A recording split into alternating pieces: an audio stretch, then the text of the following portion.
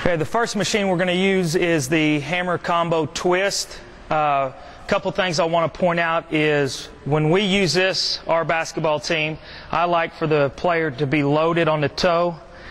Foot strength is so important. A lot of injuries occur, I believe, whenever the foot's not properly trained and the muscles in the foot aren't activating the way they're supposed to. So always make sure that that toe's loaded.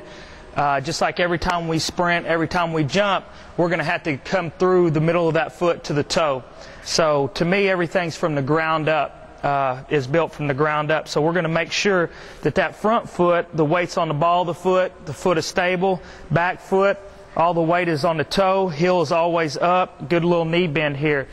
This front foot, we're going to make sure, like I said, that that weight is on the center right there, getting those muscles in the ankle activated, the peroneal muscles activated, the anterior tibialis, making sure they're getting activated.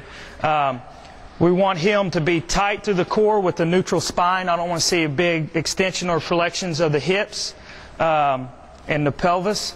I want the core straight up and tight.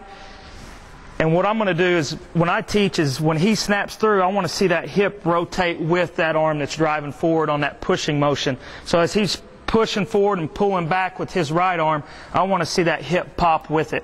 One of the other ways you can use it, and we do use it this way, is we're going to have both feet parallel. You're not going to get as much hip rotation, more core stability. You're going to have to really use your core to stabilize everything. So our hip's not going to get activated as much. And also, we're not going to be on our toes. Our feet are going to be parallel, and the weight's going to be balanced out there. I just feel like being in the split stance, you get more activation from the bottom up. So Carson here is going to go through this with the split stance. Heel's going to be really high up off the ground, chest up, core tight like we talked about.